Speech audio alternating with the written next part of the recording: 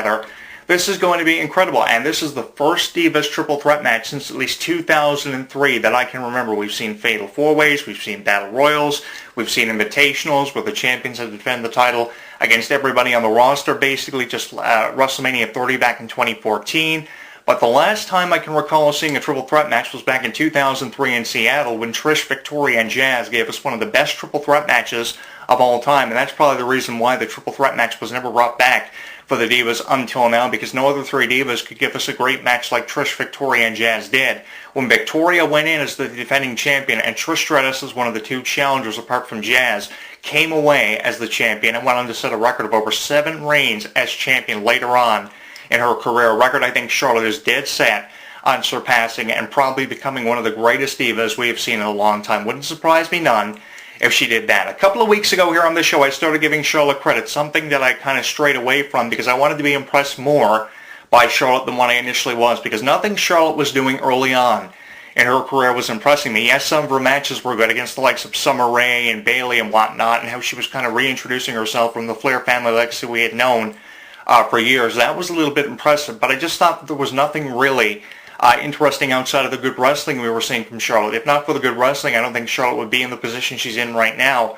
But she's improving. You know, she's getting better on the microphone with her promos. She's getting better in storylines, and she's becoming more entertaining as the weeks go by. Yeah, she's there as champion to get on her nerves. I mean, who isn't as a heel there to get on her nerves? Everybody who's a heel has a way, a very innovative way of getting on her nerves, like The Miz did when he was champion back in 2009, 2010. I mean, he had ways all the time of getting on her nerves. Triple H from back in his heyday when he was champion all the time, about 12 or 13 times before he took a break from wrestling all the time and went as COO of the company and went behind a closed door for a while before getting back in the ring and winning his 14th title earlier this year, which I'm still upset by.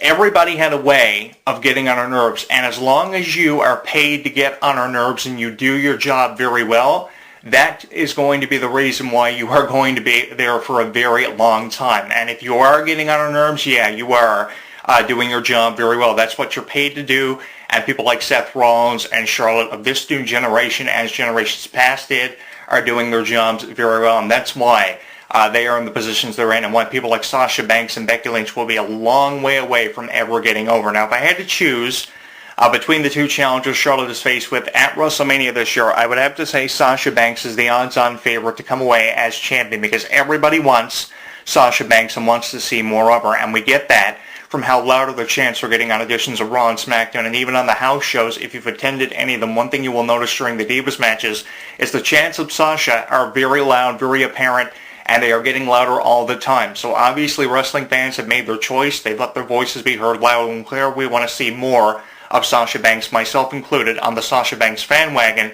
But I'm kind of leaning towards Charlotte more and more as the weeks go by, because I want to see more of a challenge for Charlotte. I want to see Charlotte really tested to see if she's as good as what she claims to be. She's proven it over the last 7 months, but really has she been faced with a challenge that is threatening until now? This has got to be the most threatening challenge that Charlotte has been faced with since being Divas Champion, because can you recall any time throughout her inaugural reign as Divas Champion that she was threatened this much? I don't think she's ever been threatened this much, and I think the triple threat match is going to push Charlotte beyond her physical limit, as it will for Sasha Banks and Becky Lynch. All three of these divas are going to have to work together. I'm really going to be paying attention to the chemistry, and I'm going to have a lot to say in the fall of the WrestleMania from my WrestleMania 32 Fallout shoot video on YouTube, which you can expect less than 24 hours after WrestleMania, about this triple threat match, because right now, to me, on the WrestleMania card, apart from the 7-man ladder match for the Intercontinental title, Dean Ambrose and Brock Lesnar, the triple threat match between Charlotte, Sasha Banks, and Becky Lynch looks to be the most impressive match on the card on paper for WrestleMania 32. Outside of that, probably the ladder match would probably make up for some lost time, the injuries of John Cena and Randy Orton, which is to be expected. But the Undertaker-Shane McMahon Hell in the Cell match, with the Undertaker's career on the line and the Undertaker possibly retiring, that's kind of up in the air right now, is no interest of mine, just as Roman Reigns and Triple H is no interest of mine. So really, what WrestleMania is offering us in the way of championship matches that are kind of interesting is the triple threat match, which is why, if you can remember back to the days of the WWE Kiss Cam on WWE.com during Raw Unlimited, I think I would want to be on the Kiss Cam with Charlotte, because I have a lot to be thankful for. I feel very blessed to have commented on Charlotte as much as what I have for the last at least 5 video blogs on my YouTube channel. I am really impressed by her, and I think a promising future is ahead for her, and I think all of her fans have something to be really proud of. Finally, Ric Flair has something to be proud of outside of the embarrassment David Flair was for years in World Championship Wrestling, which is a perfect example of how much of an embarrassment he actually was. And in the WWE, when he had a tiny spiff there against The Undertaker, I mean, don't get me started about how embarrassing David Flair was. So the good side of all this, on the other side of the spectrum, Ric Flair finally has something to be proud of, because outside of him, everybody else in his family was pretty much an embarrassment. You know, you can say what you want about the Von Erichs. I've sat down with many of them over the years, especially Lacey Von Erich, and how much of an embarrassment they were to the wrestling business. But they were class acts outside of everyone else apart from Ric Flair and his family. I mean, Ric Flair's family have been utter embarrassments, just as a lot of second and third generation wrestlers of the Ortons and the DiBiases seem to have been. But right now it seems like Ric Flair's family really needed this. They needed something to be more of an impressive than an embarrassment, because more times than often they have been embarrassments throughout their entire career. So finally now, apart from what David was doing and other Flair family members, at least Charlotte is making up for lost time. Can she do it? I think she can, but it's going to take some time. She's kind of still being introduced to the new generation of wrestling fans who really don't know that much about the Flair family legacy, who weren't there from WCW's upstart days as a promotion back in the early 90s when they were acquiring a lot of big names that made WWE a worldwide phenomenon in the 1980s. Of course, David Flair was not a part of the 1980s, but he was a part of the 1990s. Remember him and Crowbar as a tag team, and I think they were tag team champions in World Championship Wrestling. I could be wrong there. I can't really remember back that far, but I remember them having a tag team gimmick. And of course, Crowbar would come out with the crowbar. David Flair would come out with his weapon of choice. It was so disastrous, and they did the whole NWO thing where, of course, David Flair turned on his father and aligned himself with Hulk Hogan and the NWO Black and White, kind of like Dennis Rodman. He kind of thought of himself as Dennis Rodman, which was ridiculous. I mean, they did so many ridiculous things with the Flair family, so at least now they have something to be proud of, and hopefully Charlotte will keep on doing what she's doing, and I have a lot of promising things and a lot of promising hopes for Charlotte in the very near future. If she retains at WrestleMania, it wouldn't surprise me none, and I think I would be very proud of Charlotte if she did retain, because the odds of her winning this match are not that great. The odds of someone else winning the match and coming away as champion in favor of Sasha Banks and Becky Lynch are extremely higher and more certain than Charlotte retaining the championship. And who would she challenge in the fallout of WrestleMania? Who would challenge Charlotte, or who would she challenge as her next challenge as early as Extreme Rules or Payback? Probably Alexis Bliss, probably Bayley. A Diva debuting like we saw 2 years ago with Paige, probably where they won the championship from Charlotte to impress WWE executives by challenging Charlotte, goading ring to a match kind of. Alexis Bliss, who I've called the female Rey Mysterio, or Bayley, who's so fun and full of life and energy. There's a lot of ways it can go, and we probably would see the return of a diva like Nikki Bella, or someone we haven't seen in a really long time. So there is a lot of unpredictability with this, and a lot of ways this could go, but only time will tell. Time is the most precious indicator with professional wrestling, but if you're ever looking for a way, and were looking for a way of redefining what is the Divas Revolution, Charlotte is obviously your go-to girl. She's the one that's being put over for a good reason. It's because she's every bit as good as what she says she is, and I hope she keeps backing it up, because it's one thing to say you're the best, but not to prove you're the best, I think, is an entirely different way of looking at it. To say you're the best, you have to back up that you're the best. And I think Charlotte in recent months, at least for the last 3 or 4 of the 7 she's been champion, has been really backing it up. Maybe not within the first 3 months.